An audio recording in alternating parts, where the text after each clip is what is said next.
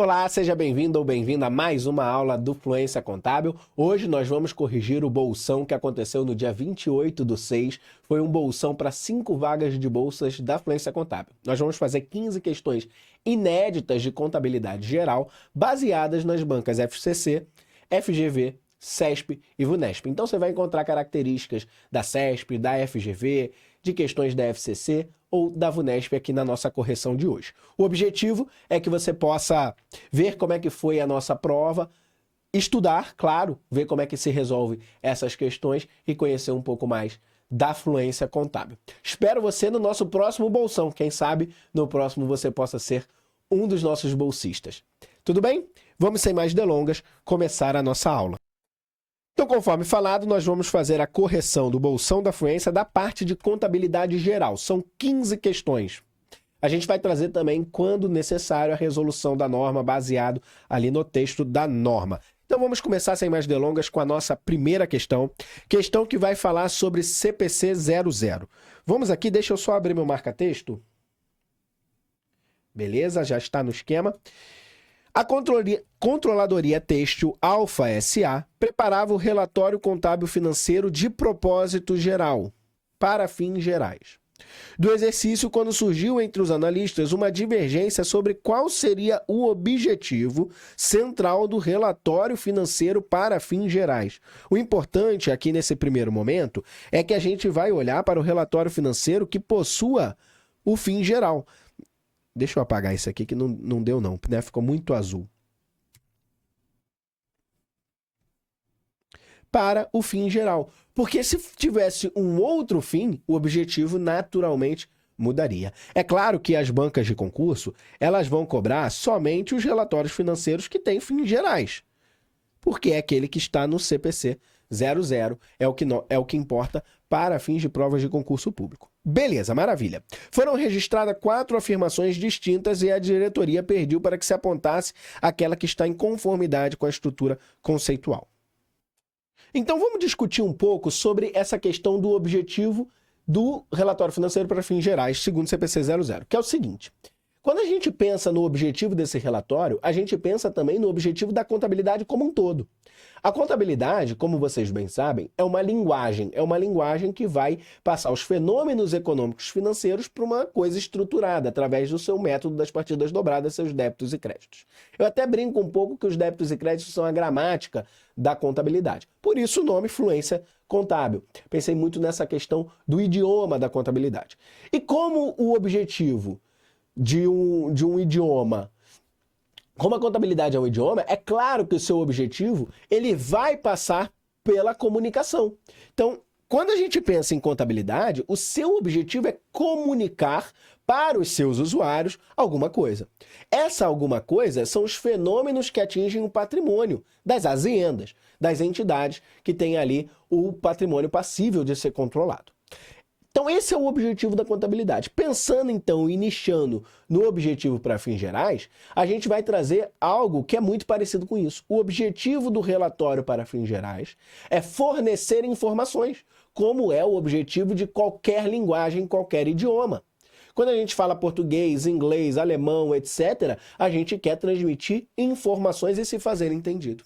Então, o objetivo do relatório para fins gerais é fornecer informações.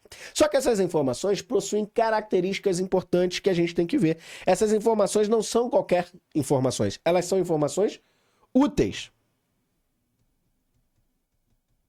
E quando a gente fala de uma informação útil, a gente precisa pensar nas características dessas informações úteis. Quando eu penso em características, eu penso em 2 tipos de características segundo o CPC 00. Eu tenho características fundamentais. O que é uma característica fundamental? É aquela que possui uma condição sine qua non. Quer dizer, sem ela, a informação não é útil, porque ela é fundamental. Então, sem a informação, sem a característica fundamental, ela não é útil. E eu tenho as características de melhoria, que servem para aumentar a utilidade da informação contábil. Quando eu olho para as características fundamentais, eu olho para uma dupla RR, Ronaldo e Rivaldo. Ó. Eu olho para a relevância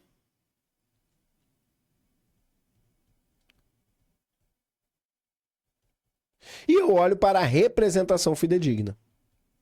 Ou seja, uma informação que não seja relevante ou que não seja representada de maneira fidedigna, ela não serve. É uma característica qualitativa fundamental da informação contábil. E quando eu olho para a melhoria, eu vou olhar para comparabilidade, eu vou olhar para verificabilidade,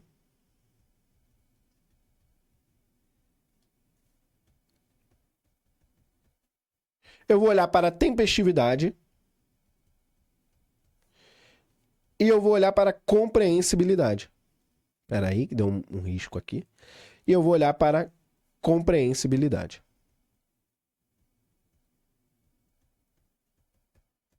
Beleza? Então, o objetivo do relatório financeiro para fins gerais é fornecer informações úteis. E essas informações úteis possuem todas essas características importantes que caem muito em prova. Tá bom.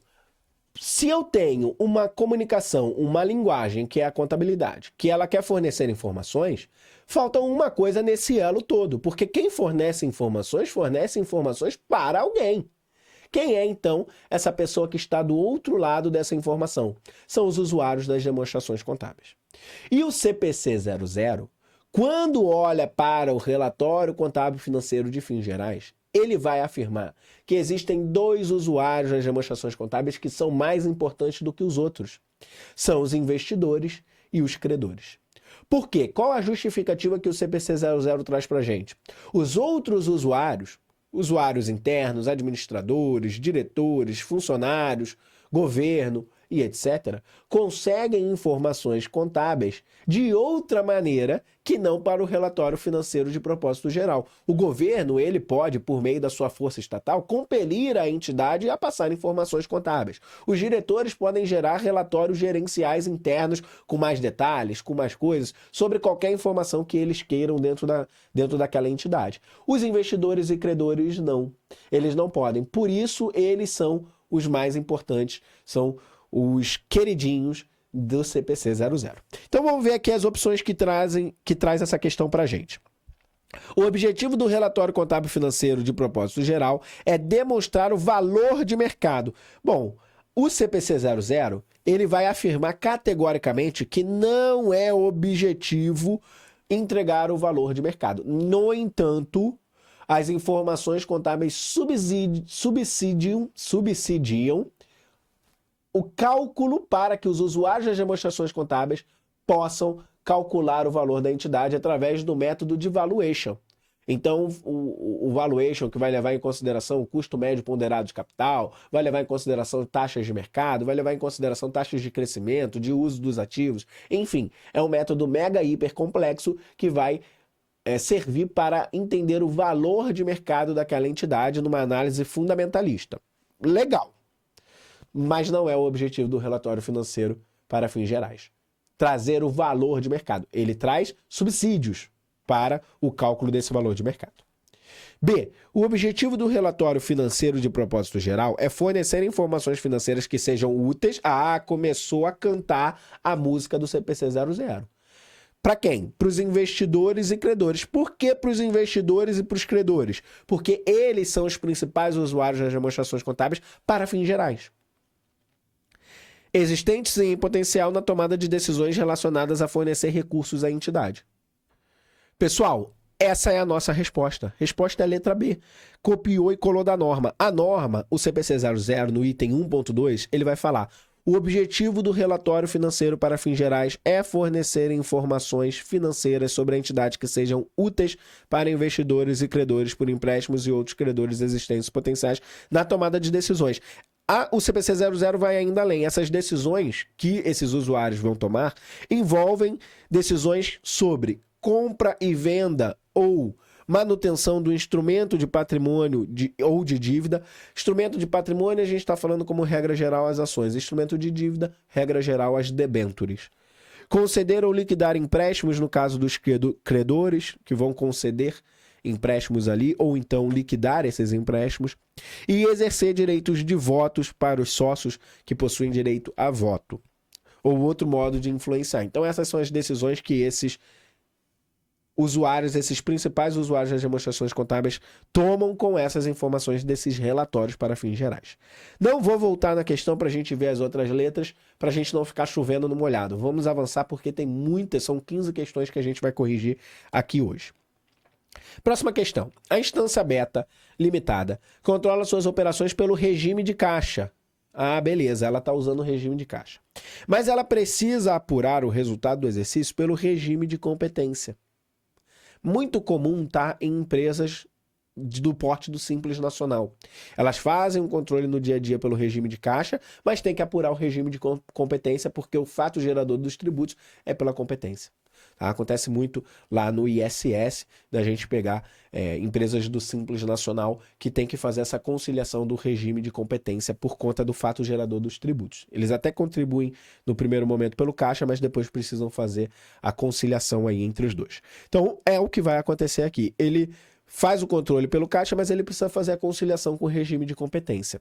Legal, qual a principal diferença entre regime de caixa e regime de competência? Regime de caixa vai ter algum lançamento contábil em caixa. Então, quando eu falo de regime de caixa, eu gosto de pensar da seguinte maneira.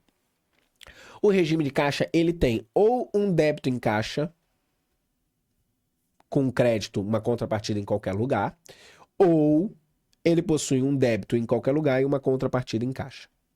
Se eu não tiver a movimentação de caixa, aquele lançamento contábil ele é irrelevante para o regime de caixa.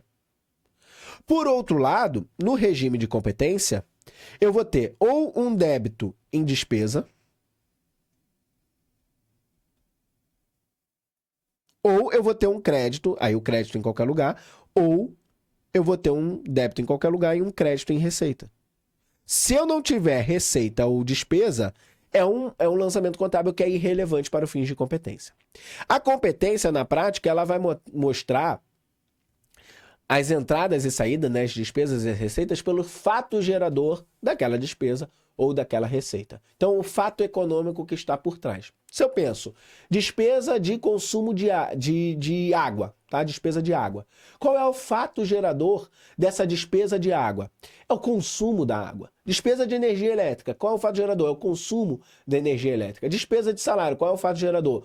O meu funcionário ter trabalhado para mim durante os 30 dias, de modo que eu passo a ter uma obrigação com ele. E essa obrigação, que é um passivo, salários a pagar, ou então a saída do caixa direto, mas geralmente um passivo, essa obrigação, tem como contrapartida uma despesa. Uma despesa é nada mais, nada menos do que contrapartidas de aumentos de ativos ou diminuição de passivo, ou diminuição de ativo.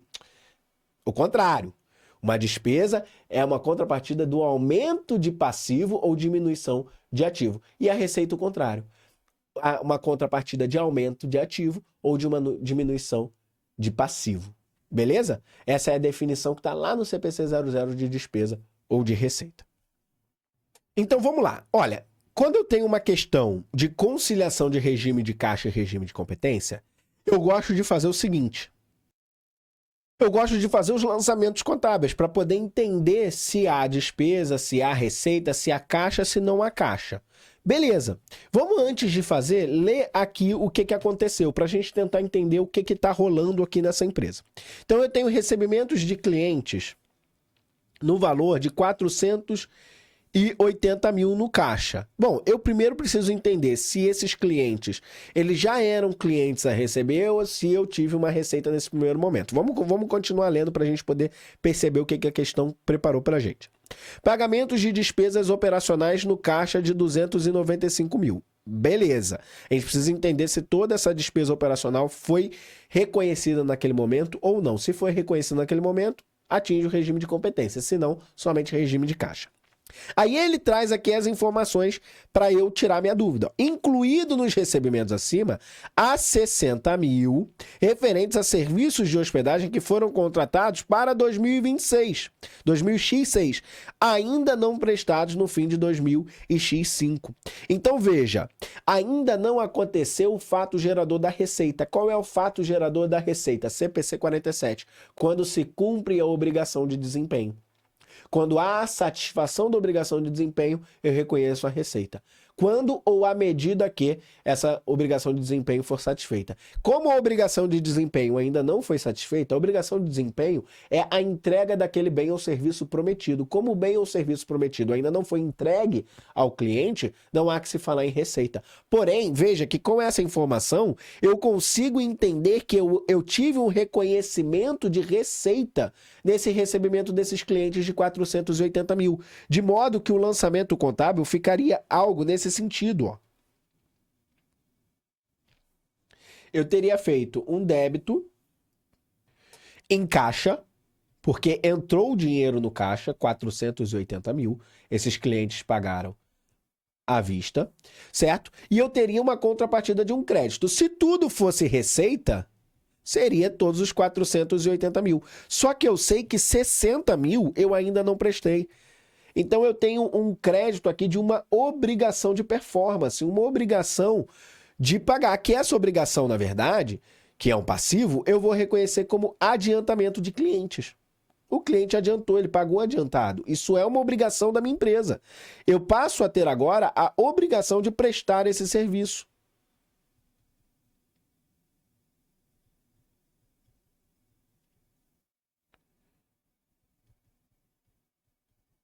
No valor de 60 mil. Então eu tenho, na verdade, aqui nesse primeiro momento, uma receita de 420 mil. E essa receita de 420 mil, ela vai atingir o regime de competência. Quando eu faço questões assim de regime de competência de caixa, eu até gosto de fazer a diferença do caixa e do competência. Como eu não quero saber o caixa, eu vou fazer um quadrinho aqui só para dizer o que entra na competência, tá? Que a gente deixa o canto esquerdo aqui para fazer os lançamentos e aqui eu vou fazendo a apuração da competência. Então a minha competência por hora, ela ganhou, ó, 420 mil na minha apuração. Foi uma receita. Beleza, vamos continuar, vamos seguir.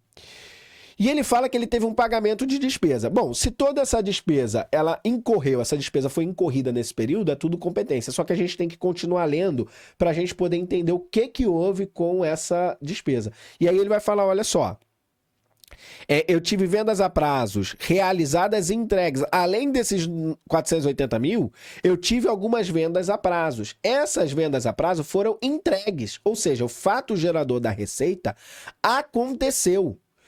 Eu entreguei, eu prestei o serviço ou eu entreguei o produto.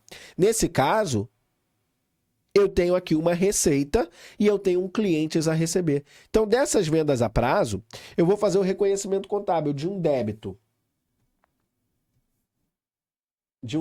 Em clientes a receber, que é o meu ativo, e um crédito de uma receita. Esse crédito de receita vai atingir a minha competência, 90 mil. Maravilha. Então, mais 90 mil aqui para a minha competência. Beleza. Vamos seguir. Incluído nos pagamentos, então incluído nesses 60 mil, há 24 mil,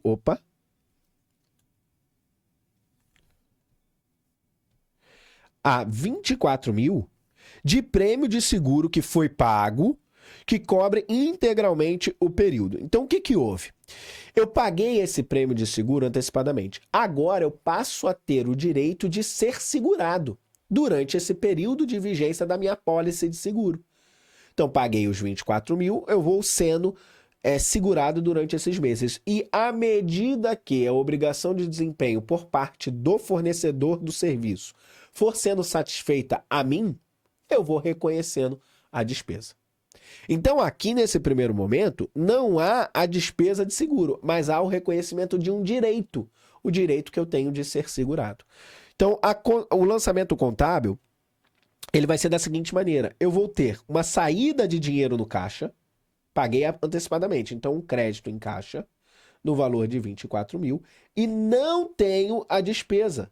Eu não tenho a despesa. Eu tenho, na verdade, um direito que é seguros a vencer de 24 mil. Beleza? Seguros antecipados aí de 24 mil. Isso significa que esse pagamento de despesas operacionais aqui, eu tive um crédito em caixa de 295 mil, um débito nesses seguros antecipados de 24 mil e o restante um débito de despesa. Então eu tenho uma despesa aqui, tá? De 295 mil menos 24. Que vai dar 271. 295 menos 24, 271 mil reais. Não vou fazer o lançamento contábil para a gente não perder tempo. Beleza. E para a gente finalizar, eu tive aqui ainda o salário do pessoal que foi incorrido em dezembro de 2005 e que só vai ser pago em janeiro. Bom, o pagamento vai ser só em janeiro, mas foi incorrido ainda em X5. Se foi incorrido em X5, é despesa do período de X5. Eu vou ter um salário a pagar com contrapartida em despesa de 38 mil. Então, há mais uma despesa de 38 mil. Agora eu já sou capaz de apurar o resultado da competência. A gente já viu todos os fatos que aconteceram. Aqui eu venho apurar a minha competência. Então eu vou ter no lado das receitas 510 mil. E no lado das despesas eu vou ter 309 mil. O resultado que eu vou ter fazendo a conta vai ser 201 mil reais. Beleza? Essa é a resposta que vai dar a letra E de escola. Maravilha. Vamos para a próxima questão. Espero que vocês tenham gostado aí dessa questão de conciliação. Questão tranquila para a gente botar a bolinha no chão e ir fazendo com calma. Então, a escrituração, então, aqui é só um artigo legal aí que traz a base do regime de competência. Vamos seguir para a nossa questão 3. A Indústria Móveis Gama Limitada apresentou em 31/12/2025 os seguintes saldos extraídos do seu razão. Então, eu tenho aqui os saldos. Antes de analisar os saldos, eu vou lá ver o que ele está querendo saber sobre esses saldos. Considerando a equação fundamental do patrimônio e a correta classificação das contas, o valor do patrimônio líquido da empresa é. Então, ele quer saber qual é o PL da empresa. O que a gente precisa pensar para calcular o PL da empresa? A gente precisa pensar que o patrimônio líquido é o valor residual dos ativos menos os passivos. Então, veja, PL é igual a ativo menos passivo. Claro que pode ser que lá naquelas contas, naquele razão ali, ele traga as contas do PL e eu possa somar todas as contas do PL. Quais são as contas do PL? Capital social, reservas de capital, reservas de lucro, ajuste de avaliação patrimonial, por aí vai. Ações em tesouraria. Eu posso ir lá e somar e achar. Ou ele pode me dar só contas de ativo e de passivo. Vamos analisar o que ele trouxe pra gente aqui na coisa. E vamos já classificando. Quando eu olho para a caixa equivalente, eu estou olhando para um ativo.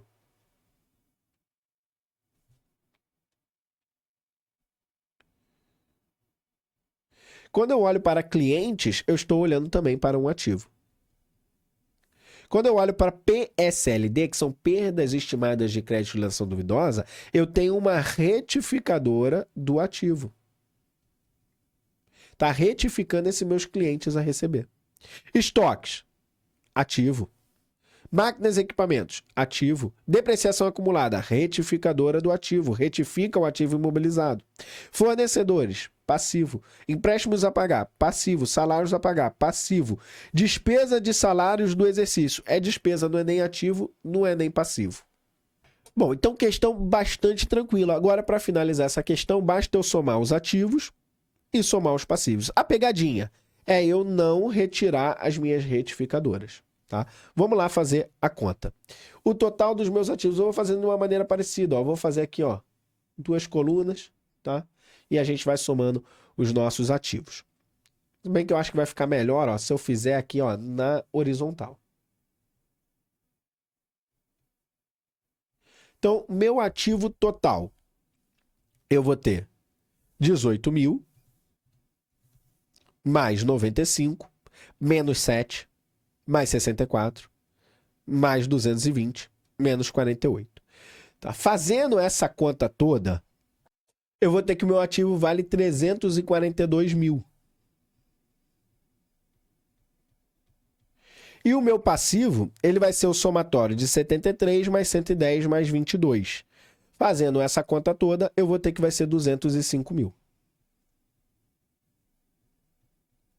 Logo, o meu patrimônio líquido vai ser 342 menos 205 mil, que vai ser igual a 137 mil. Então, questão bastante tranquila, questão bem fácil, não quer dizer que todas as questões da prova estavam fáceis.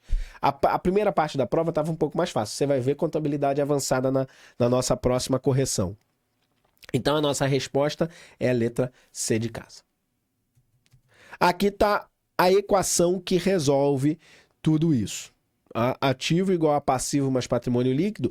Vamos explorar um pouquinho aqui essa questão do ativo igual a passivo mais patrimônio líquido. O que isso daqui quer dizer? Por que está representada desta forma e não como patrimônio líquido é igual a ativo menos passivo? O que eu quero mostrar aqui é o seguinte. Eu tenho no meu lado esquerdo os meus débitos. E eu tenho no meu lado direito os meus créditos. Eu tenho aqui as minhas origens. Eu tenho aqui as minhas aplicações. Aí você pode estar pensando, bom, você pode estar pensando aqui assim, bom, legal, deixa aqui só aplicações.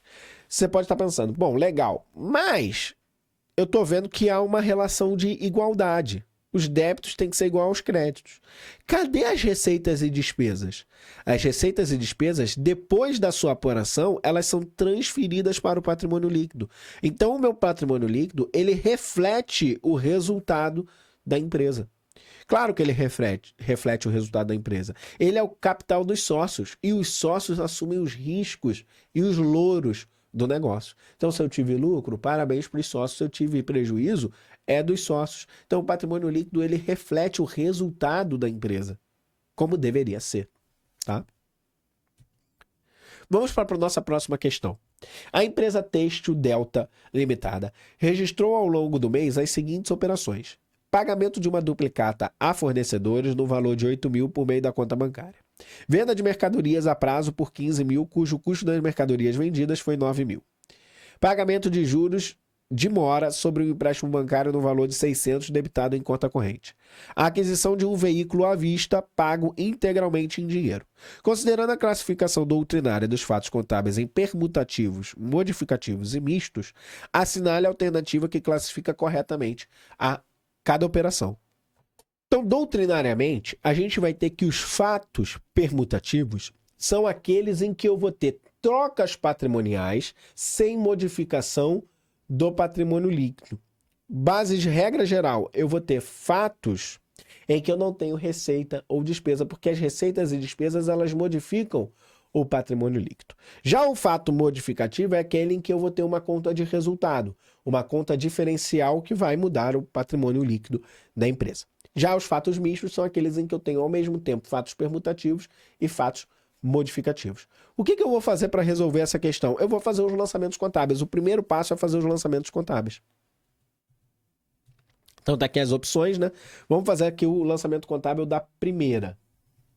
A primeira eu tive o pagamento de uma duplicata a fornecedores, então uma dívida que eu tinha de fornecedores a pagar no valor de 8 mil por meio da conta. Eu tenho aqui um fato permutativo, claro, olha só. Eu tenho o débito e o crédito. Eu tinha fornecedor a pagar que era um passivo. Estou diminuindo esse passivo. Faço o lançamento, então, a débito, contrário à sua natureza. Então, fornecedor a pagar. Beleza. E o crédito? O crédito foi caixa. Qual foi a origem dessa operação, do recurso? Caixa. Onde que eu apliquei o recurso? Em fornecedores a pagar. Débito e crédito, funcionando na prática. Beleza? Então, isso aqui é um fato, ó, permutativo. Beleza, então já vamos eliminar algumas opções, ó. A letra A já tá fora, letra C tá fora. Beleza, consegui eliminar a A e a C. 2. Venda de mercadoria a prazo cujo custo das mercadorias vendidas foi de 9 mil. Então, eu vou fazer o reconhecimento, o lançamento contábil dessa venda de mercadorias. Como é que funciona? Eu vou ter o débito e crédito para reconhecer a receita de vendas. Então, eu tenho um débito que é um clientes a receber. Clientes a receber. E eu vou ter o crédito, que é uma receita. Receita operacional bruta, receita de vendas.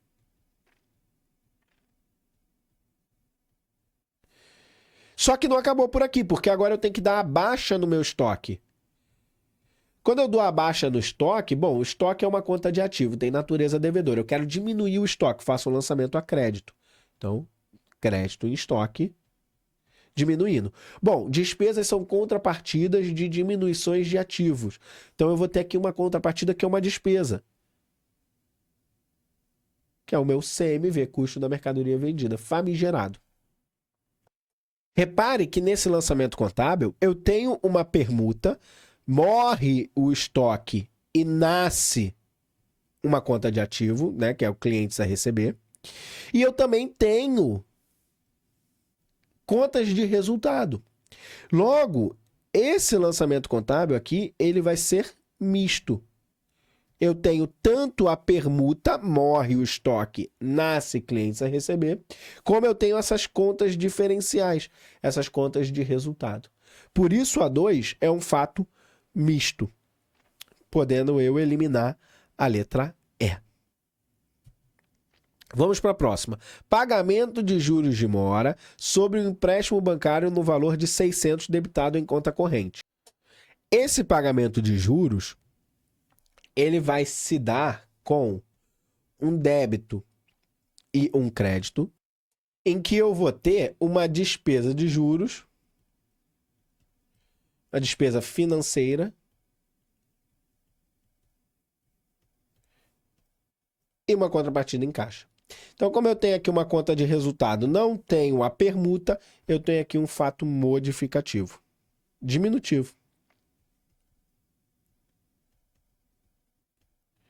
Beleza? Então, a 3 é modificativo, já matou. Eu já tenho a minha resposta, que é a letra D. Então, eu já sei que o último, ele é permutativo. A aquisição de veículo à vista, eu vou ter o débito no veículo, que vai ser um imóvel, provavelmente, e um crédito em caixa.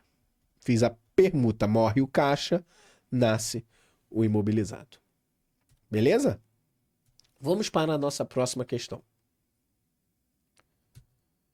A comercial Epsilon Limitada mantinha em seu ativo circulante R$100 mil em duplicatas a receber de clientes. Para antecipar recursos, descontou essas duplicatas em um banco, em operação realizada com coobrigação. Então, eu tenho uma obrigação subsidiária. Eu sou ainda coobrigado perante o banco. Tá? Então, vamos recapitular aqui. Deixa eu pegar meu marca-texto. Que essa questão aqui é bastante legal. Eu tenho duplicatas a receber de 100 mil. E aí eu preciso antecipar recurso. E aí eu vou fazer uma operação de desconto de duplicatas. O que é essa operação de desconto de duplicatas? Ela é, em essência, um empréstimo. Só que ele é um empréstimo que possui um ativo que vai dar lastro a esse empréstimo. Parecido com o que o banco faz com uma hipoteca, por exemplo, que é o direito real de garantia. O banco vai te emprestar uma grana, mas vai ter como garantia a tua casa, o teu imóvel, teu apartamento, tua casa, enfim. A mesma coisa aqui. O banco ele te empresta a grana e ele passa a ter como garantia esse recebível que você tem.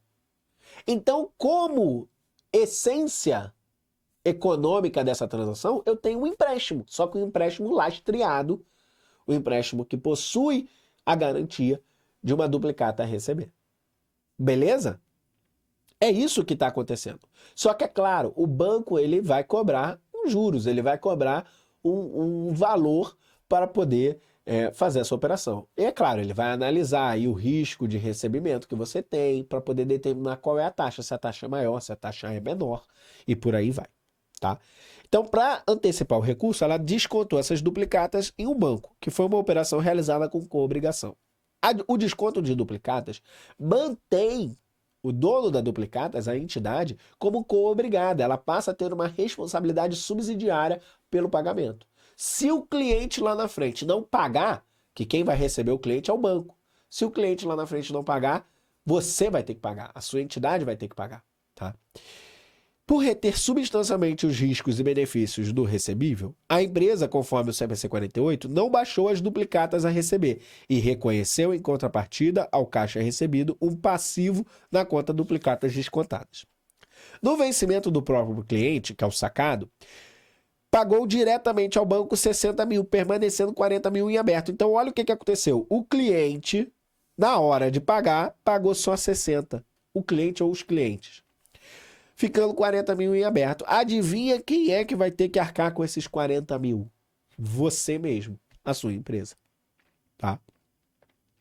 Então, assinale o lançamento contábil correto a ser efetuado pela comercial Epsilon Limitada na data do pagamento parcial feito pelo cliente. Vamos antes pensar no lançamento original. Tá? O lançamento original desse desconto de duplicatas. Funciona assim, tá? Eu não vou mexer nas minhas duplicatas a receber, porque eu ainda tenho ali uma relação de coobrigação. E eu também não vou reconhecer uma retificadora dessas duplicatas a receber, como era antigamente. Isso mudou, tá? Hoje em dia a gente reconhece o desconto de duplicata como um passivo, porque é verdadeiramente um financiamento. Então eu vou dar o débito. No momento em que eu vou lá receber a grana, eu recebo uma grana em caixa. Então eu tenho um débito em caixa. Surge, com essa caixa que eu recebi, um passivo, que eu vou chamar de duplicatas descontadas. Essas duplicatas descontadas, ela tem uma natureza de empréstimo bancário, tá? Nada mais, nada menos que um empréstimo bancário. E eu vou ter com o seguinte, eu tinha lá 100 mil de duplicatas, só que eu não vou receber 100 mil, porque o banco já vai ali tirar um qualquer para ele. Então ele vai me pagar, ó, 95 mil. Entrou no meu caixa. Só que as minhas duplicatas descontadas foram de 100 mil. O que está faltando aqui? Está faltando uma retificadora desse meu passivo, que são as despesas financeiras a transcorrer. Então eu tenho ainda despesas financeiras a transcorrer, que conforme a competência, que qual é o fato gerador dos juros? É o transcorrer do tempo. Conforme a competência for rolando, eu vou pagando, né? Eu vou diminuindo essa despesa financeira a transcorrer e reconhecendo a despesa de juros, tá? A despesa financeira. Beleza, isso aqui foi no início. Isso aqui foi no início.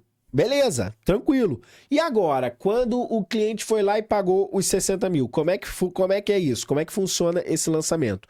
Bom, eu vou dar o débito. O cliente foi lá e pagou os 60 mil. Eu vou dar o débito da minha duplicata descontada, tá? Porque o cliente ele pagou uma parte da minha duplicata descontada, ele pagou uma parte do meu financiamento.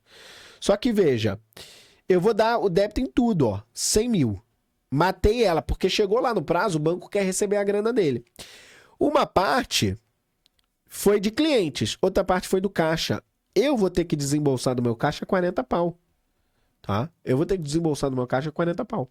E o meu cliente? O meu cliente pagou 60, então eu mato aqui, ó, diminuo a minha duplicatas a receber de 60 mil.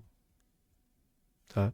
Então, o lançamento contábil, eu vou ter o débito em duplicatas descontadas, diminuindo, e o crédito em duplicatas a receber, de 60 mil. Ficou aqui simplificado só na parte do cliente. Beleza? Letra B, a nossa resposta. A comercial Zeta Limitada encerrou o exercício e seu contador levantou o balancete de verificação com os seguintes saldos das contas, ainda incompleto. Então eu tenho aqui os saldos devedores, eu tenho aqui os saldos credores. Beleza. O que eu sei sobre o balancete de verificação? O balancete de verificação ele serve para verificar se o método das partidas dobradas foi respeitado.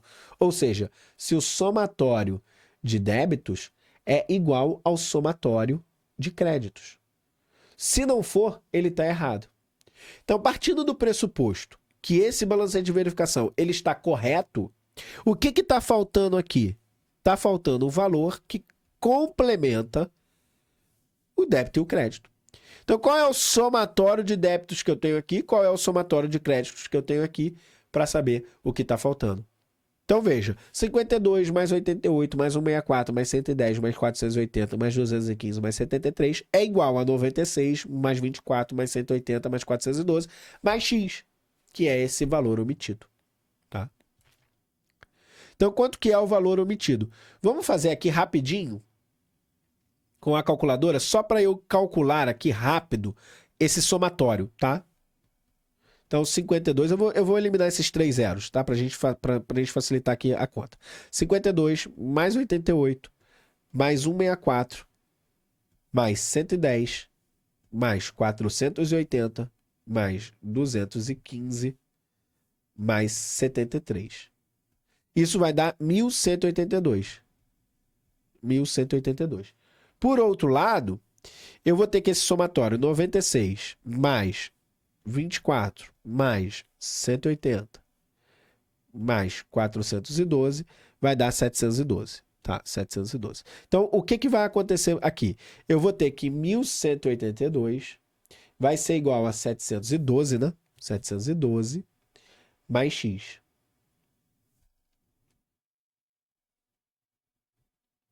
Mais X. Então, X vai ser igual a 1.182 menos 712. Para você falar que eu só uso calculador, ó, vou fazer na mão aqui, ó. Menos 712. 0,7. Não acredito que eu fiz isso, né? Cortei o 0,1. Então, 11 menos 7 dá 4. 470. Tem até um meme, né? Tem até um meme aqui sobre isso aqui.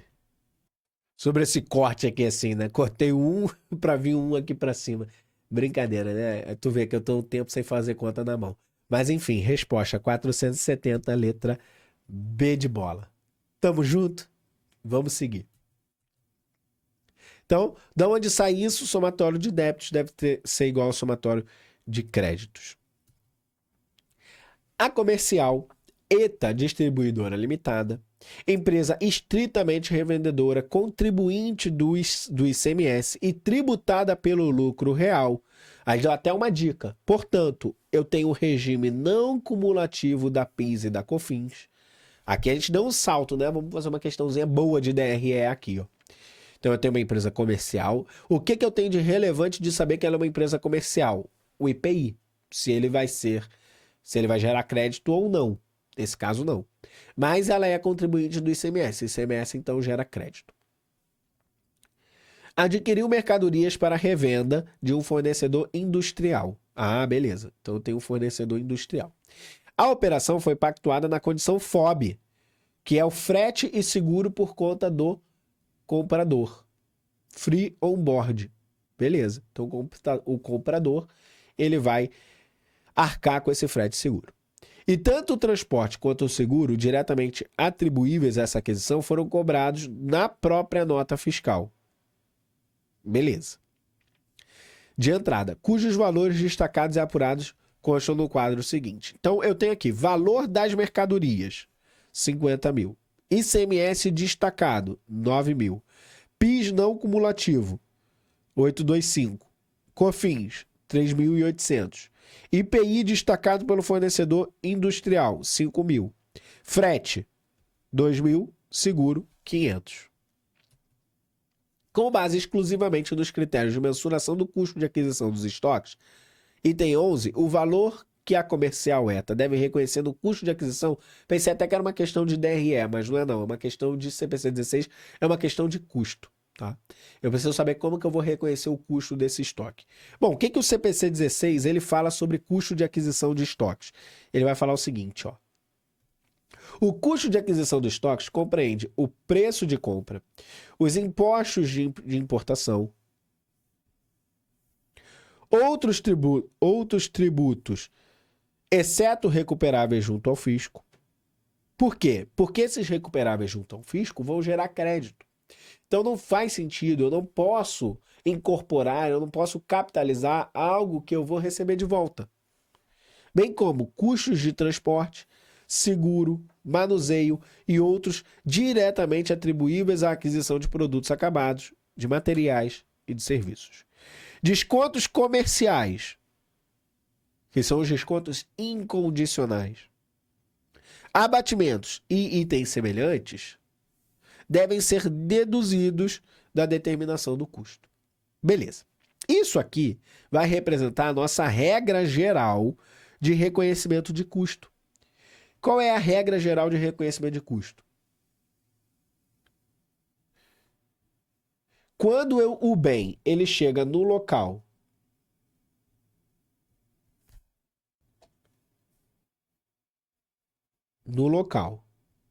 e nas condições pretendidas pela administração, quando chega no local e nas condições pretendidas na administração, eu paro de incorporar custo. Regra geral. Existe exceção? Existe exceção. Por exemplo, remoção de ativo imobilizado, que vai acontecer depois, no futuro, só que eu já vou incorporar custo, inclusive trazendo ao valor presente. Tá? Mas a regra geral vai dizer o seguinte: o que acontece depois desse momento são despesas. Por isso que o meu frete para entregar para o cliente é despesa. E o meu frete para trazer até a minha loja é custo. E o que acontece antes, como regra geral, é custo. Então, qual a diferença de custo e despesa? O custo, ele vai ser capitalizado. Ele vai ser ativado. Ele vai para o balanço patrimonial. Já a despesa, ela vai ser despejada na DRE. Vai direto para a DRE. Resultado. Chorou. Beleza? Aqui não. O custo ele vai para o balanço e depois, como tudo que acontece no balanço, ele vai virando despesa aos pouquinhos, seja por meio da depreciação, seja por meio da venda do CMV, no caso do estoque, no caso do imobilizado, depreciação, no caso do intangível, amortização. Eventualmente todo mundo cai para DRE. Só que esse cara aqui que foi ativado, ele vai passar um tempo no balanço patrimonial. Beleza? Então vamos calcular o custo dessa mercadoria. Então eu parto aqui de 50 mil, tá? Eu parto aqui de 50 mil. Beleza, só que desses 50 mil eu tenho que fazer inclusões ou exclusões, a depender do item. Então vamos lá. ICMS, que é um tributo por dentro, ele vai ter que sair do meu custo, porque ele é recuperável. Assim como a PIS e a COFINS. Então eu já vou desses 50 mil retirar 9 mil. Eu vou retirar a PIS, que é 825. Eu vou retirar a COFINS, que é 3.800. Beleza. Então já resolvi esses três aqui primeiros. IPI destacado. IPI é um tributo por fora. Logo, eu vou ter que somar, porque eu não tenho crédito. Eu sou uma revendedora. Não sou uma indústria, então eu não tenho crédito. Beleza. Frete e seguro, eu também vou somar. Mais 2.500. Porque estão dentro aqui dessa regra geral. Estou trazendo para mim. Fazendo a conta aqui, eu vou ter o resultado de 43.875. Resposta. Letra A de amor. Show de bola? Tranquila, questãozinha de reconhecimento de custo aí dos nossos estoques. Vamos para a próxima, questão 8. A Comercial Teta Limitada apura ao final do exercício de 2025 um saldo de 1.850.000 na conta duplicatas a receber, integralmente decorrido de vendas a prazo de clientes. Com base em seu histórico de inadimplência, a entidade estima que 4% do valor desse montante não serão recebidos. Na contabilidade, a conta retificadora Perdas Estimadas de Crédito e Liquidação Duvidosa apresentava, antes de qualquer ajuste de encerramento, saldo credor de 51.200, constituído em exercícios anteriores e que não foi utilizado. Considerando que a empresa adota o regime de competência e que deve ajustar a estimativa ao novo valor calculado, assinale a alternativa que indica respectivamente o saldo da PSLD apresentado e o valor da despesa de PSLD a ser reconhecida no resultado de 2025. Então, gente, aqui é o seguinte, eu preciso calcular quanto que eu vou ter de perdas estimadas retificando esse ativo. Tá? Eu tenho duplicadas a receber, só que eu acho que eu não vou receber 1.850.000. Eu acho que eu não vou receber isso. Tá? Então, 4%. 4% de 1.850.000 vai dar igual a 74.000. Beleza. Eu acho que eu não vou receber esses 74.000. Só que veja, eu ainda tenho um saldo retificando de 51.200. O que eu vou fazer? Eu vou fazer 51.200 mais 74.000? Não, porque se eu fizer isso, eu acredito que eu não vou receber menos do que os 74.000, mais do que os 74.000. Só que eu não vou receber 74.000. É isso que eu quero retificar. Então, o que eu tenho que ter de retificadora é justamente isso. Tá? Então, no meu balanço patrimonial, eu tenho que ver a retificadora de 74.000. Beleza.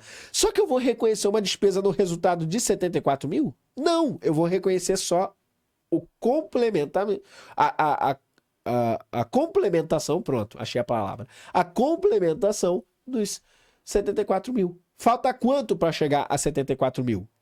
22.800. Então, o que eu vou reconhecer na despesa é só esse 22.800 e no meu balanço eu vou ter a retificadora de 74.000. Entendeu? Porque eu quero representar no meu balanço quanto que eu acho que eu não vou receber, quais são as minhas perdas estimadas. Minhas perdas estimadas é de 74.000. Então eu não vou reconhecer uma despesa maior do que eu preciso para complementar 51.000 e tanto para chegar nos 74.000. Beleza? A Metalúrgica Lota Limitada adquiriu em 2 de janeiro de X1 uma prensa hidráulica por R$120.000. A administração estimou vida útil de 5 anos e valor residual de 12.000, ao fim desse prazo.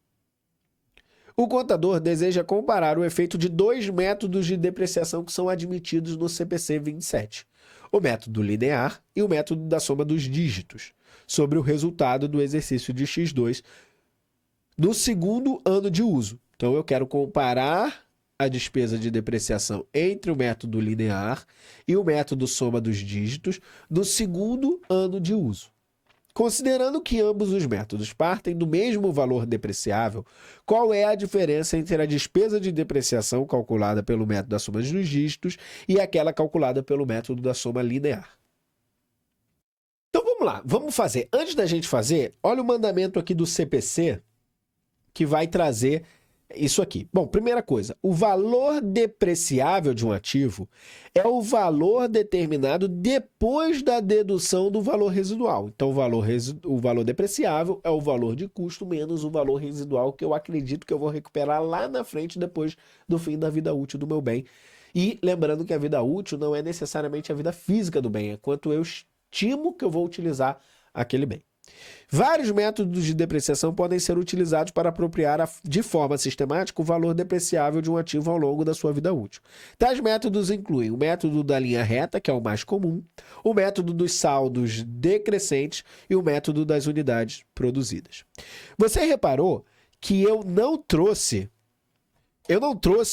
dizendo que o método da soma dos dígitos é crescente ou decrescente. Na prática, a gente pode ter método da soma dos dígitos decrescente ou crescente. Quer dizer, eu vou aumentando a depreciação ao longo do tempo, se crescente, ou diminuindo a depreciação ao longo do tempo, se decrescente. Só que eu não trouxe de propósito, porque o CPC 27, ele vai trazer método dos saldos decrescentes. Então ele traz 3 métodos: método de linha reta, método dos saldos decrescentes e o método das unidades produzidas. O que eu fiz aqui? Eu queria que você percebesse que eu estou utilizando o método admitido pelo CPC 27. Então eu tenho aqui um método de soma dos dígitos decrescente. Como é que funciona o método da soma dos dígitos? Eu vou pegar a vida útil tá? Método da soma dos dígitos. Eu vou pegar a vida útil.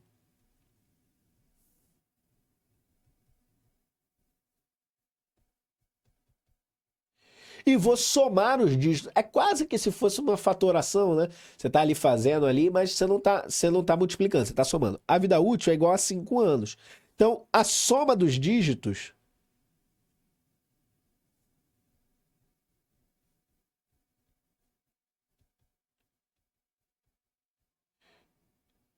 vai ser igual a 5 mais 4 mais 3 mais 2 mais 1.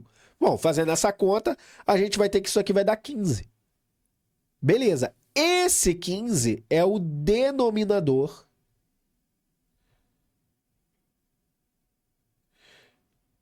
da depreciação.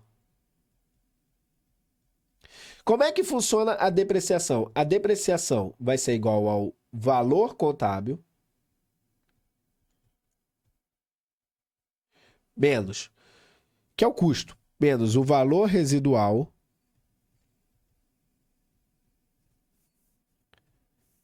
que eu divido pela vida útil. Essa aqui é a minha depreciação, ó, pelo método linear.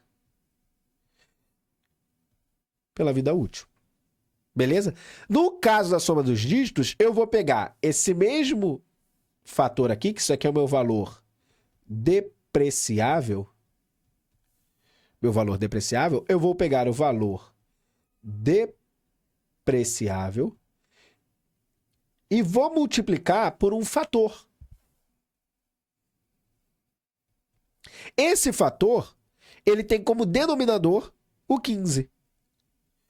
E ele vai ter como numerador o ano que eu estou usando. Se eu estou no método crescente, eu começo pelo menor número, pelo 1. Se eu começo pelo método decrescente, eu começo pelo maior número. Então, decrescente, eu começaria pelo 5. Se fosse crescente, eu começaria pelo 1. Porque aí no 1, com 1 aqui, eu vou ter uma menor depreciação. Com 5, eu vou ter uma maior depreciação. Como eu quero o admitido pelo CPC 27, eu vou usar o maior. Isso aqui é no ano X1. Só que eu não quero o ano X1, eu quero o ano X2. Então, o meu valor depreciável, que é quanto? Já vamos calcular logo o valor depreciável. É 120 menos 12, 108 mil. Então, eu vou ter, no ano de X2, 108 mil, que eu vou multiplicar por esse fator. Esse fator não é mais o 5 agora, é o 4. 4 sobre 15. Que isso vai dar 28.800. Bom, eu quero, na resposta dessa questão, a comparação desse método com o método linear. Pelo método linear, eu teria 108 mil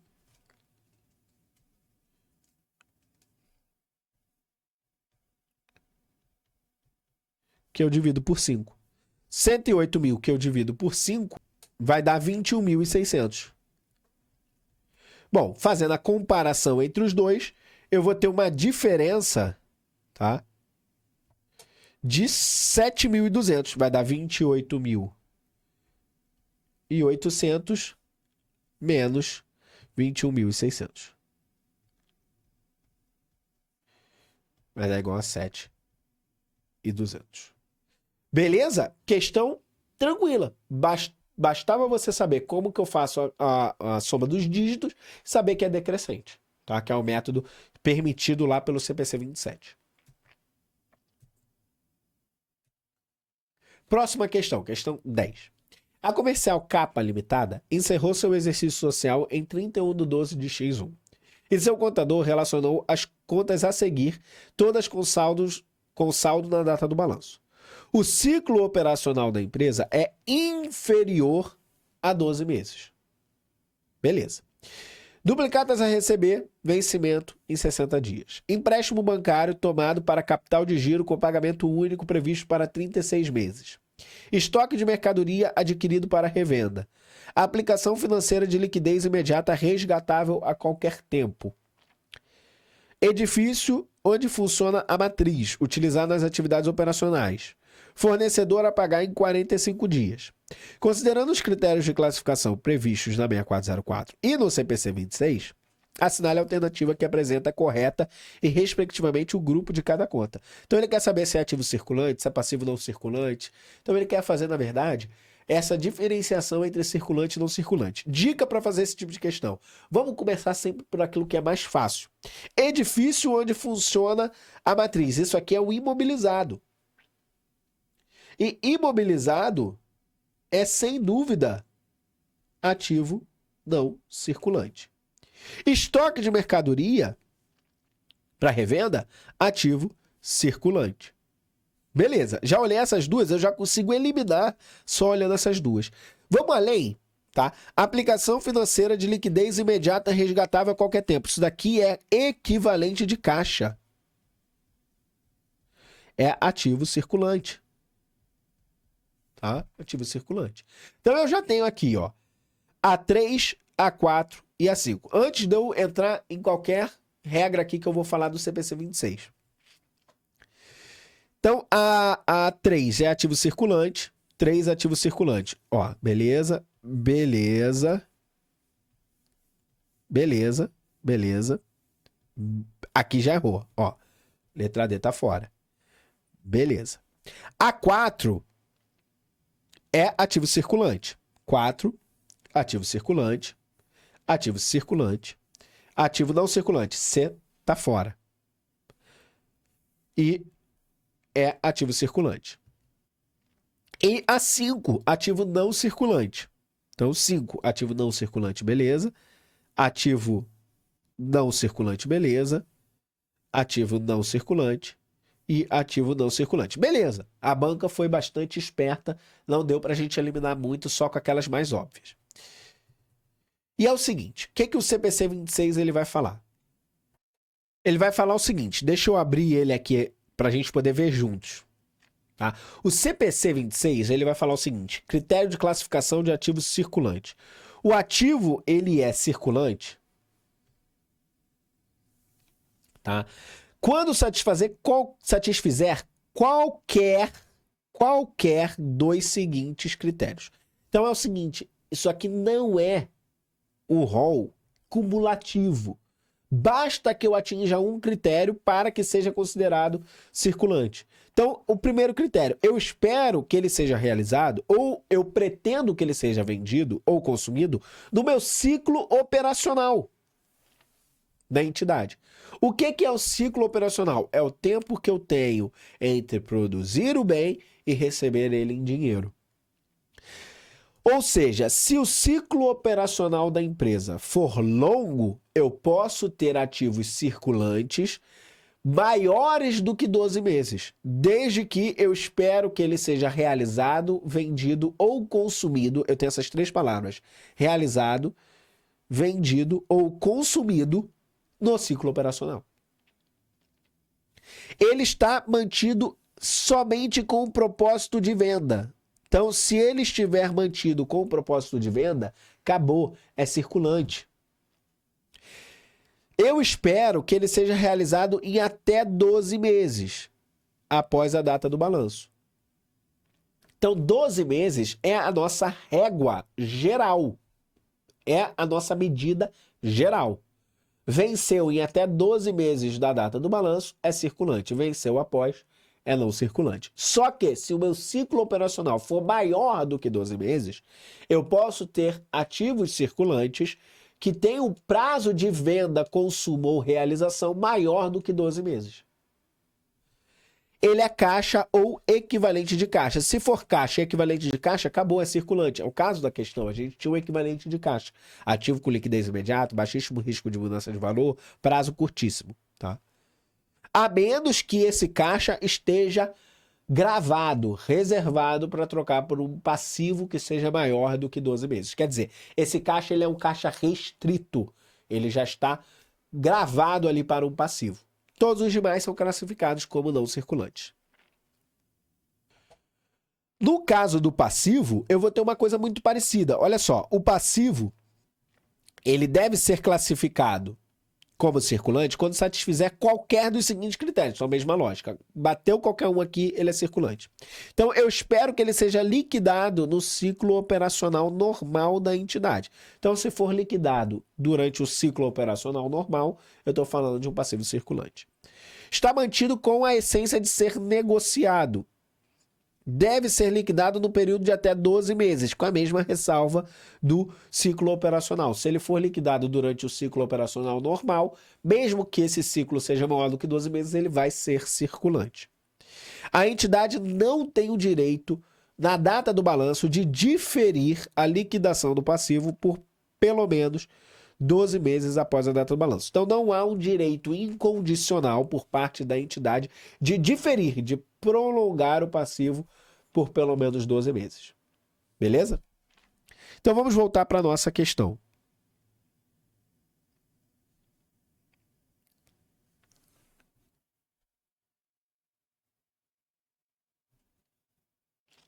Show de bola. Então, duplicatas a receber de clientes com vencimento de 60 dias. Claramente, um ativo circulante. Empréstimo bancário tomado para capital de giro com pagamento único do principal previsto para 36 meses. Então, eu vou pagar mais do que 12 meses. O meu ciclo operacional ele é menor do que 12 meses. Vou pagar mais do que 12 meses. Eu estou falando, então, de um passivo não circulante. Fornecedores a pagar em 45 dias. Passivo circulante. Beleza? Acho que classificamos todos. Ativo circulante, passivo não circulante, ativo circulante, ativo circulante, ativo não circulante, passivo circulante. Vamos ver qual resposta vai dar essa brincadeira. 6, ó, passivo circulante, passivo não circulante, já eliminei a letra A. 6, passivo circulante. A, ativo circulante, ativo circulante. 2, passivo não circulante, passivo circulante. Então, a 2 vai decidir aqui, ó. A 2 é um passivo não circulante, então resposta, letra B, de bola. Beleza, gente? Tranquila essa questão. Classificação de ativo circulante e não circulante. Vamos para a próxima. Questão 11. A Têxtil Lambda Limitada, empresa do segmento de confecções, encerrou o exercício de 2005 e seu contador levantou os seguintes saldos já apurados pelo regime de competência, para a elaboração da demonstração do resultado da estrutura, de acordo com o artigo 187 da Lei 6404. Então tá aqui a minha DRE. Observações. Os impostos sobre vendas e as devoluções devem ser deduzidas da receita bruta. Eu dei uma colher de chá danada aqui. É claro que eu não precisava falar isso. É óbvio que você já tem que saber que tributos sobre o consumo, inclusive IBS e CBS que estão chegando. Então, estou falando de ICMS, PIS, COFINS, ISS. São deduções do ROB. Devoluções são deduções do ROB. Descontos incondicionais ou comerciais são deduções do ROB. Ajuste a valor presente é dedução do ROB. Abatimento, dedução do ROB. Você precisa saber quais são as deduções do ROB. Decorado, de cós salteado. Não tem como ir para uma prova de contabilidade sem saber isso. As despesas com vendas e administrativas são operacionais. Precisava me falar isso? Não precisava. As receitas e despesas financeiras compõem o resultado, mas só entram após o resultado operacional, não afetando o lucro bruto. Não preciso te falar isso. Lucro bruto é receita operacional bruta menos as deduções, que eu acho a receita operacional líquida, tiro o CMV, acho o lucro bruto. A alíquota do imposto de renda e contribuição social sobre o lucro líquido é de 34%. Com base exclusivamente nesses dados, assinale a opção que indica o lucro líquido do exercício. Então, questão aí que eu dei uma colher de chá mega hiper tranquila. Cara, eu posso fazer essa questão no modo turbo ou construindo a DRE. Eu vou construir a DRE tranquila aqui, ó. Então, DRE, começo com a minha receita operacional bruta. Minha receita operacional bruta, 4.800.000. Vou procurar as deduções do ROB. Ele já até me disse quais são as deduções do ROB. 180, devoluções de venda, e ICMS sobre vendas, 720 mil. Não tem mais nenhuma. Ó, o resto é despesa com venda, despesa administrativa, receitas e por aí vai. Então, vou tirar 180 com 720, 800, 900. Eu já vou aglutinar todos e vou botar logo 900, tá? Chego na minha receita operacional líquida, que vai ser igual a 3.900. Beleza. Vamos para a próxima. Então, cheguei na receita operacional líquida, vou tirar o meu CMV. Meu CMV foi 1.900.000. Chego, portanto, no meu lucro bruto. Meu lucro bruto vai ser de 2 milhões. Show de bola. Vou tirar agora as minhas despesas operacionais. Despesas com vendas, despesas administrativas. 460 com 540 vai dar 1 milhão. Vou tirar logo junto, tá? Despesas operacionais. 1 milhão. Vou somar a minha receita operacional. Uma outra receita operacional. Um método de equivalência patrimonial. Alguma coisa que aconteceu aí. Tá? Uma receita operacional.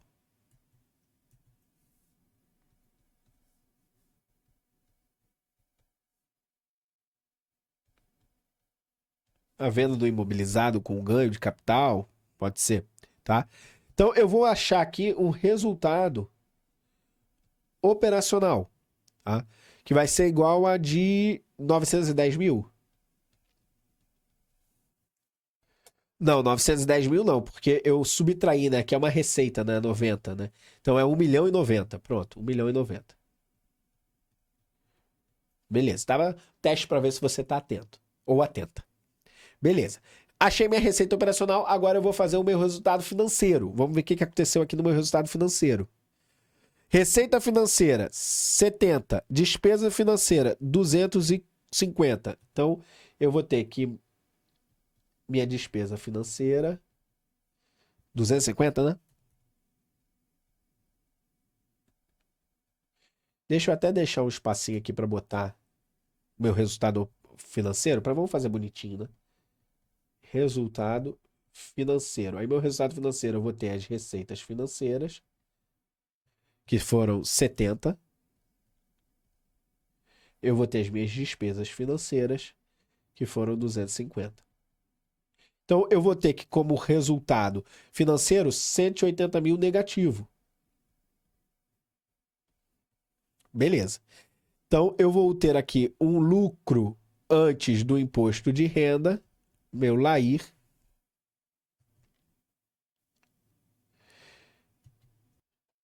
de 910 mil. Tá? Que é 1.090.000 menos os 180. 910 mil. Vou aplicar a alíquota do imposto de renda e contribuição social sobre o lucro líquido, que é 34%. Isso fazendo a conta aqui vai dar 309.400, que vai me dar um lucro líquido de 600 mil. Opa! 600.600. Resposta. Letra C de casa. Beleza? Tranquilo? Isso aqui é a DRE pura e simples. Cara, contabilidade avançada vai estar bom, tá? Você tá gostando aqui de contabilidade geral? Espera o vídeo de contabilidade avançada. Vai ter as questões cabulosas. CPC 32, CPC 28, por aí vai. A Test2Me Limitada apresentou no exercício de 2000x5 lucro líquido de 480 mil para a elaboração da demonstração dos fluxos de caixa pelo método indireto. Legal, vamos fazer uma questãozinha de DFC do método indireto. Método indireto é aquele método que eu pego o lucro líquido, faço os ajustes da DRE daquilo que é caixa, aquilo que não é caixa, daquilo que é operacional, daquilo que não é operacional. Depois faço os ajustes nos ativos e passivos operacionais. Então eu já vou trazendo aqui o início da minha DRE, já que ele falou que eu vou fazer pelo método indireto, eu já começo aqui, ó, lucro líquido. Aí eu vou buscar o lucro ajustado. Eu vou fazer os ajustes na DRE. E ele vai começar a falar, ó, a despesa de depreciação reconhecida foi 95 mil, então eu tenho que somar esses 95 mil. Somo aqui 95 mil. Beleza. A conta clientes duplicadas a receber aumentou 60 mil. Fornecedores acabou. Ó, na DRE, eu só tinha a depreciação. Não tinha outras coisas, não tinha média de equivalência, não tinha outras coisas. Deu uma colher de chá aqui, bem tranquilo. Então, fechou aqui o lucro ajustado. Meu lucro ajustado vai ser 480,95, que vai dar 575 mil. Beleza. Agora, nós vamos fazer os ajustes. Ó, a conta duplicadas a receber de clientes aumentou 60 mil. Qual é a tradução econômica, o que está por trás disso aqui, que eu tenho que compreender para poder entender a contabilidade? Né? Para não só decorar a conta de ativos subiu, faz X, faz Y. Eu não quero decorar assim, nunca decorei assim. Eu quero que você entenda. A conta clientes a receber aumentou porque parte da minha venda, parte da minha receita operacional bruta que levou a esse lucro líquido, parte desse lucro líquido está considerando que eu vendi tudo à vista, mas eu não vendi tudo à vista, parte foi a prazo. Se aumentou clientes, é porque parte da minha receita operacional foi a prazo e não entrou grana. Se não entrou grana, eu tenho que subtrair 60 mil. Então eu vou pegar aqui o ajuste e vou tirar 60 mil. Por quê? Porque parte da minha venda foi a prazo, não entrou dinheiro. Estoques aumentaram em 38 mil. Por quê? Porque eu comprei estoque. Se eu comprei estoque, saiu dinheiro. Ah, Vinícius, mas eu não sei se saiu dinheiro. Como é que eu vou saber? Quando a gente olhar para o fornecedor. Então, por enquanto, eu digo que saiu dinheiro. Então, o estoque aumentou, você se ferrou, você gastou dinheiro. Então, menos 38 mil.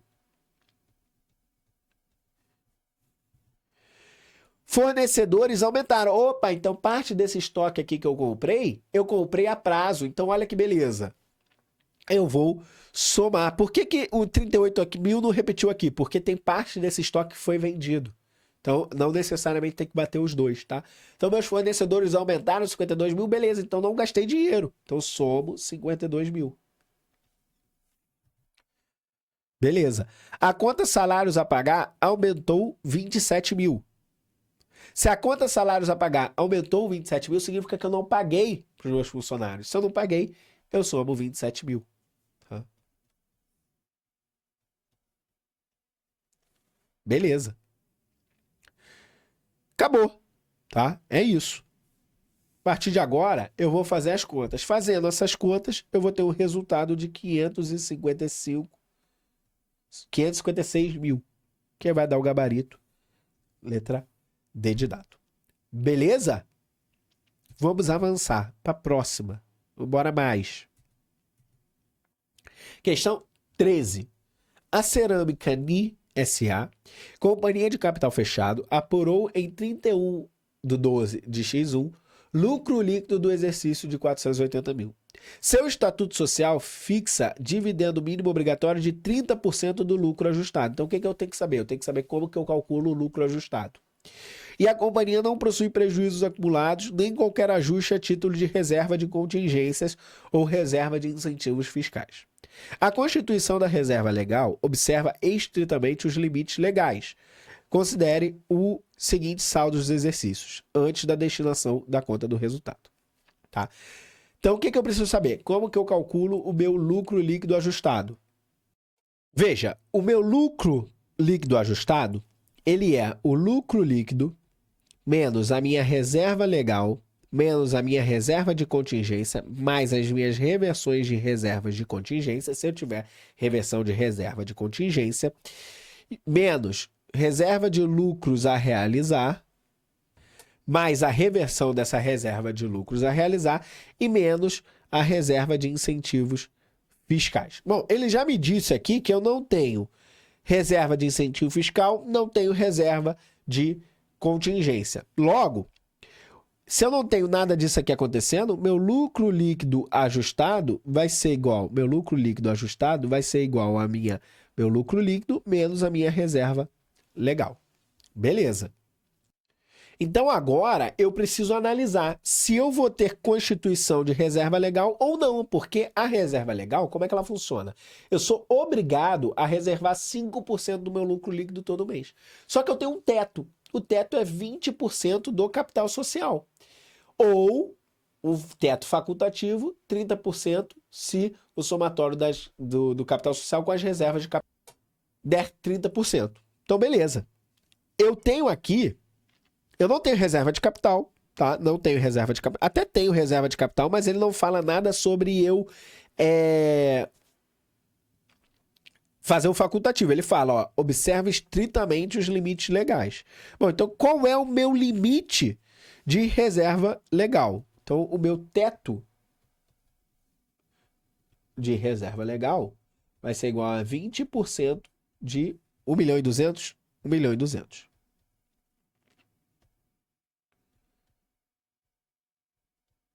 Que vai dar 24 mil. Beleza, esse é meu teto. Quanto que eu já tenho feito de reserva legal? Não é 24 mil não, rapaz. É 240 mil. Tá? 240 mil. Beleza. Quanto que eu já tenho de reserva legal? Eu já tenho 220. Então, quanto que eu posso constituir? Posso constituir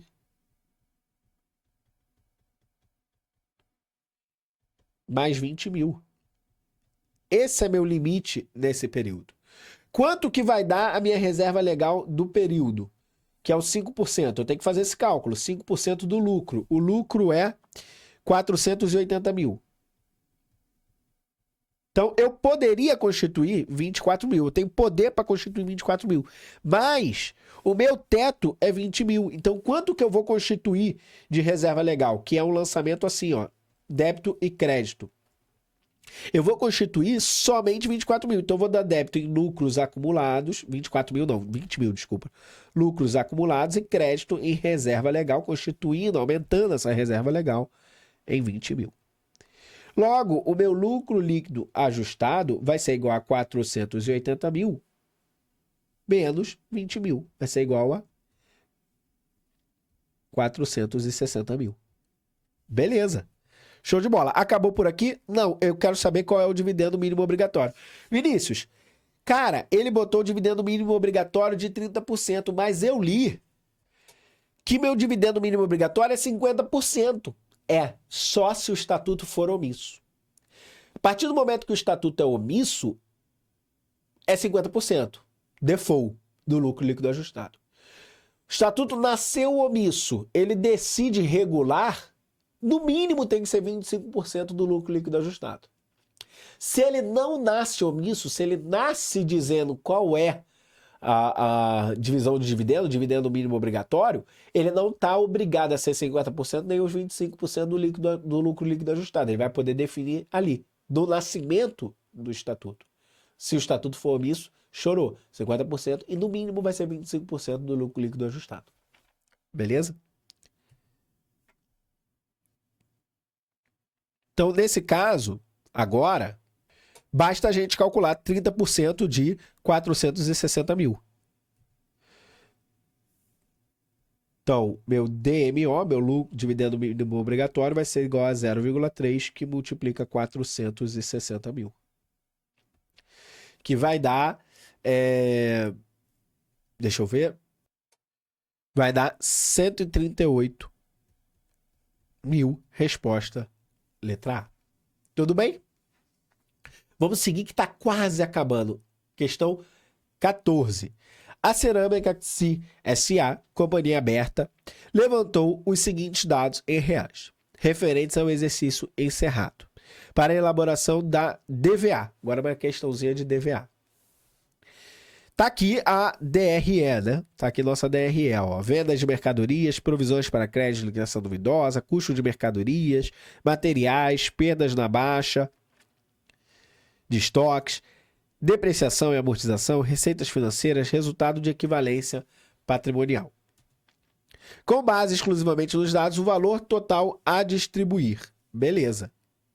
Veja, regra geral da DVA. A DVA, ela tem duas partes. Eu tenho a formação da riqueza,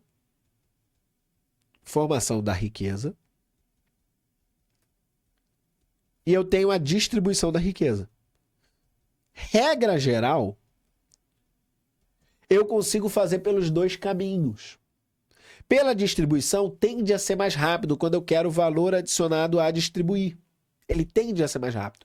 Só que eu só posso usar o caminho de baixo quando eu tenho a DRE completa. Eu não tenho a DRE completa. Eu tenho alguns itens aqui, separados. Então, o que eu vou ter que fazer? Eu vou ter que fazer pela primeira parte, tá? A DVA, ela é assim, ó. 1. Receitas. 2. Insumos de terceiros. 3. Caramba, dá uma falha aqui danada. 3. Valor adicionado bruto. 4. Retenções. 5. Valor adicionado líquido. 6. Valor recebido em transferência. 7. Valor adicionado a distribuir. Que é o que a questão quer, tá? Aí eu tenho o 8, que é a distribuição. Aí o 8 eu tenho pessoal, governo, terceiros e sócios. Beleza? Como eu não vou fazer por baixo, eu vou fazer por cima, porque eu não tenho a DRE completa, eu vou olhar e eu preciso decidir onde cada item entra em cada linha da DVA. DVA é isso, é você decidir onde cada linha da DRE entra na DVA. É nada mais, nada menos que isso. Então vamos começar a fazer a alocação, que é isso. DVA é alocar as linhas da DRE na sua estrutura da DVA. A DVA, ela é uma demonstração contábil que ela sai da DRE fazendo um rearranjo da DRE a fim de descobrir quanto foi a formação da riqueza e como é que foi a distribuição dessa riqueza. Então vamos alocar. Primeira linha, receita. Beleza, isso aqui não tem dúvida. Primeira linha é mole. Vai vir da receita, 6 milhões e 500. Agora, a pergunta que eu faço para vocês, tem algo a mais que vai atingir a receita? Tem. O PSLD. Se eu acho que eu não vou receber, também eu acho que eu não vou receber na DVA, né? Então, menos 60 aqui. Beleza? Tem mais alguma coisa na receita? Não, não tem. Vai dar 6 milhões 440. Vamos para o insumo de terceiro. O insumo de terceiro começa sempre no CMV. 3 milhões e 200.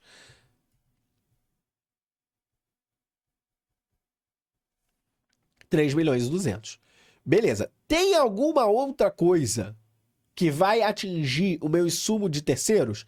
Tem. Eu tenho material e energia de terceiros. 500 mil. Então, beleza. Vou somar aqui 500 mil.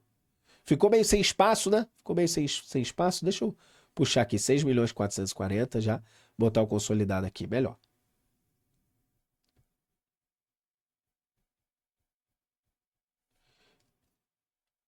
Que eu já vou somar os dois, 3 milhões e 200 com 500, 3 milhões e 700. A pergunta, tem mais alguma coisa que possa bater no insumo de terceiros? Vamos ver. Eu tenho, olha, esse ajuste aqui, essa perda na baixa dos estoques, que vai entrar no insumo de terceiros, tá? Então, insumos de terceiros vai dar 3 milhões e 730. Meu valor adicionado bruto vai ser a linha 1 menos a linha 2, que vai dar, fazendo as contas, 2 milhões e 710. Retenções, vai sair as minhas depreciações, amortizações e exaustões. Tem aqui, ó, 540. Que vai me deixar com o valor adicionado líquido de 2 milhões e 170.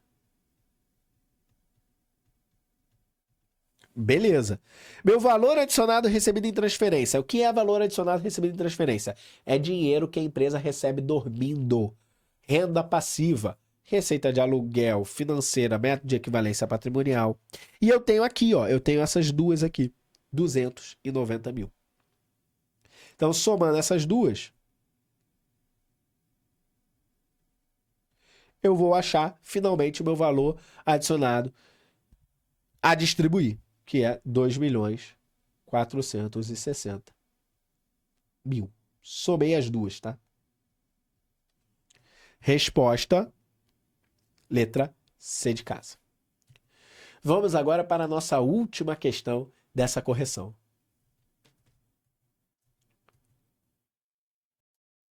A controladoria Omicron, Insumos Agrícolas, estava revisando as práticas de divulgação das demonstrações contábeis. E ao consultar a estrutura conceitual para relatório financeiro, CPC 00, Seus analistas levantaram 5 afirmações sobre as características qualitativas da informação contábil financeira útil. Considerando a classificação adotada pela estrutura conceitual entre as características qualitativas fundamentais e características qualitativas de melhoria, assinale a afirmação correta. Então a gente termina como a gente começou. Começamos pelo CPC 00 e eu já falei para vocês quais são as características qualitativas fundamentais e as de melhoria, que vão trazer mais utilidade às informações contábeis para esses usuários principais das demonstrações contábeis, credores e investidores. Características fundamentais, é a drupa RR, Ronaldo e Rivaldo. Também em clima de Copa do Mundo, né? Ronaldo e Rivaldo. Então, é relevância e representação fidedigna. E as de melhoria, comparação, compreensibilidade, verificabilidade e tempestividade. Tá, vamos ver o que as opções vão trazer. A materialidade é uma característica qualitativa de melhoria. Não é. A materialidade está relacionada com a relevância. A materialidade é um número específico da entidade, tá? Não é uma característica por si só qualitativa, nem de melhoria, nem fundamental. A relevância e a representação fidedigna são características qualitativas fundamentais, sendo a materialidade ou materialidade relativa um aspecto da relevância específico para a entidade que reporta. Gostei muito da letra B, tá? Tem tudo para ser a nossa resposta à letra B, mas vamos eliminar as outras. A tempestividade e a compreensibilidade são características qualitativas fundamentais. Não são características qualitativas de melhoria. Elas vão trazer mais utilidade para a informação contábil. A comparabilidade e a verificabilidade são características qualitativas fundamentais. Não são, tá? A representação fidedigna é uma característica de melhoria, ela é uma característica fundamental. Sem representação fidedigna, aquela informação não tem utilidade. Perceba que a característica fundamental, sem aquilo, ela não tem utilidade. Se não for relevante, qual a utilidade daquilo? Se não estiver representado de maneira fidedigna, completa, neutra e isenta de erros, qual a relevância daquilo? Qual é a utilidade daquilo, melhor? Então, resposta. Letra B. Pessoal, finalizamos a nossa correção da primeira parte da prova, tá? Porque a prova da fluência contábil, ela foi feita em 2 etapas. Contabilidade geral e contabilidade avançada, que a gente vai corrigir no nosso próximo vídeo, tá? E se você estiver assistindo esse vídeo e não me conhecer, me adiciona nas minhas redes sociais, tá? No YouTube, que é onde você está, @Prof. Vinícius Ferraz, no Instagram, @Prof. Vinícius Ferraz, e no nosso site da Fluência Contábil, fluenciacontábil.com.br. Lá você pode ver mais informações sobre quem eu sou, sobre o nosso curso, sobre a nossa perspectiva, sobre a nossa escola contábil. Bom, pessoal, meu nome é Vinícius Ferraz, muito obrigado. Aqui é a Fluência Contábil, contabilidade para quem quer ser fluente. Vejo você no nosso próximo vídeo.